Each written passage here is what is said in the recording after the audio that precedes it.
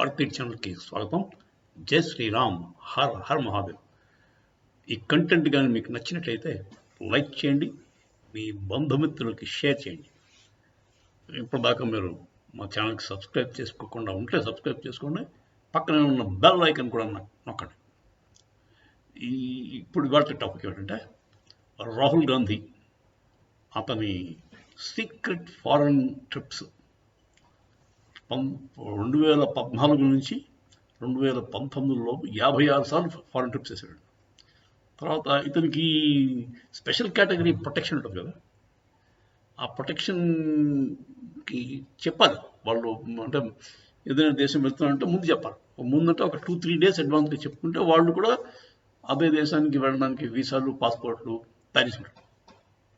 అలాంటి అవకాశం ఇవ్వకుండా జస్ట్ 2-3 గంటల ముందు చెప్పేస్తాడు, నేను ఇప్పుడు పలానా దేశానికి, అతను థాయిలాండ్ వెళ్ళిపోతానంటే ఫేవరెట్. కానీ జోక్ అది, యాక్చువల్గా థాయిలాండే వెళ్ళట్లేదు. ఆయన చాలా స్ట్రాటజిక్గా మన చైనా వాళ్ళని కలవడానికే వెళ్తుంటాడు. లేదంటే యూరోపియన్ కంట్రీస్కి వెళ్ళినట్టయితే అక్కడ యూనివర్సిటీస్కి అట్లా వెళ్తాడు. అక్కడికి వెళ్ళి ఇండియన్ డెమోక్రసీ గురించి ఉన్నవి లేనివి కలిపి చెప్తుంటాడు. బేసిక్గా అతను 2014 నుంచి 2019లోపు 50 పైగా ఫారెన్ ట్రిప్స్ చేశాడు. అసలు immediately after losing elections, 2014 election ఓడిపోయిన వెంటనే ఒక 60 రోజుల పాటు మనవాడు కనపడలేదు. 60 రోజుల పాటు రాహుల్ గాంధీ వాజ్ మిస్సింగ్, ఎక్కడున్నాడో తెలియదు. తర్వాత తెలిసింది ఏంటంటే అతను మయన్మార్లోను కంబోడియాలోనూ స్పెండ్ చేశాడు. అక్కడ ఏముందండి, మయన్మార్లో కంబోడియాలో మీకు 60 రోజుల పాటు ఉండవలసిన అవసరం ఉంది. Myanmar actually it is under the control of China. Army అంతా కూడా మిలిటరీకి తీసుకొచ్చారు కదా, ఆర్మీ అంతా కూడా చైనా కనుసన్నల్లో నడుస్తుంది. అలాగే కంబోడియా కూడా చైనీస్ ఇన్ఫ్లుయెన్స్ ఎక్కువ. అక్కడికి వెళ్ళాడు. సో ఎందుకు అంటే అతను ఉన్న ప్రొటెక్షన్ మిస్లీడ్ చేస్తూ వాళ్ళు లేకుండా వెళ్ళిపోతుంటాడు. ఇవి కూడా అంతే, సోనియా గాంధీ కూడా అంతే. ఆవిడ 25 సార్లు పైన వెళ్ళింది ఆ పీరియడ్లో, ఆ 5 years పీరియడ్లో వెళ్ళింది. ఆవిడ కూడా ఇలాంటి ప్రొటెక్షన్ లేకుండానే సీక్రెట్గానే వెళ్ళిపోతుంది. వీళ్ళ మీద ఒక రా ఏజెంట్స్ని ఇద్దరు ముగ్గురు అప్పచెప్పి వాళ్ళు ఎక్కడికి వెళ్తున్నారు కరెక్ట్గా వాళ్ళ వెనకాల ఉండమని చెప్పి వాళ్ళ మూమెంట్స్ అన్నీ కనిపెట్టడం చాలా అవసరమని గవర్నమెంట్ తెలుసుకోవాలి. ఇంచేతంటే ఈ foreign influence in Indian politics చాలా ఎక్కువైపోయింది. దానివల్లే మనం ఊహించలేని సడన్ సర్ప్రైజ్ వస్తున్నాయి మనకి. మనంతా 350, 370 ఈజీగా వస్తాయనుకున్న అసెంబ్లీ సీట్స్ అంత తక్కువ కింద చేయండి, 242 కిందకి అయిపోయి.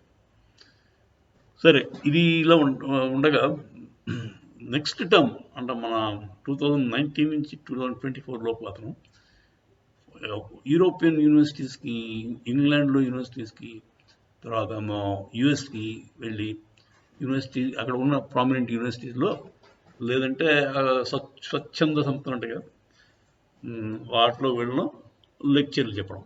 ఆ లెక్చర్లో ఇండియా డెమోక్రసీ నశించిపోతుంది, అక్కడ డిక్టేటర్షిప్ వచ్చేసింది, మరి మీరే మాకు ఏదో ఉపకారం చేసి మమ్మల్ని బయటికి లాగాలి అంటూ లెక్చర్లు చెప్పడం.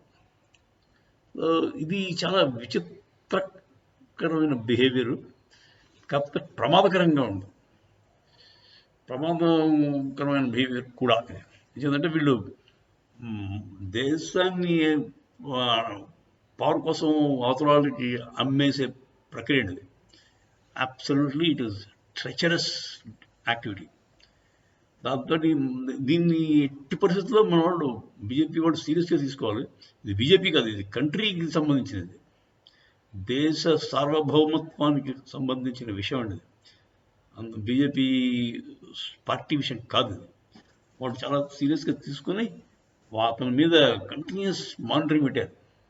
అవసరమైతే అదేదో ఫోన్ ట్యాపింగ్ ఉంటుంది కదా, ఇజ్రాయెల్ టెక్నాలజీ వాడి వాడు ఏం చేస్తున్నాడు, ఎందుకు వెళ్తున్నాడు ఇలాగా, ఎవరెవరితో మాట్లాడుతున్నాడు, ఎవరు హూ ఆల్ ఆర్ ఇన్వాల్వ్డ్ తెలుసుకుంటేనే మనం నెక్స్ట్ అంటే ఇంకో 4-5 ఏళ్ళలో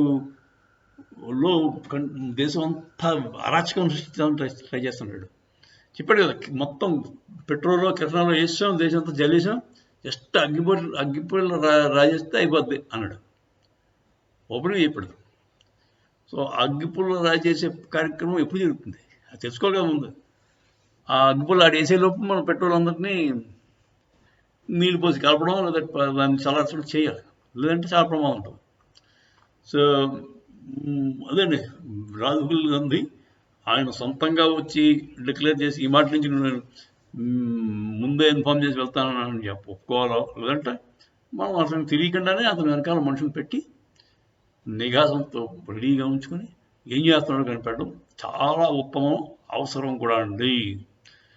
అది నా అభిప్రాయం. మీరంతా ఏమంటారు కూడా చెప్పండి. జై శ్రీరామ్. హర హర మహాదేవ్.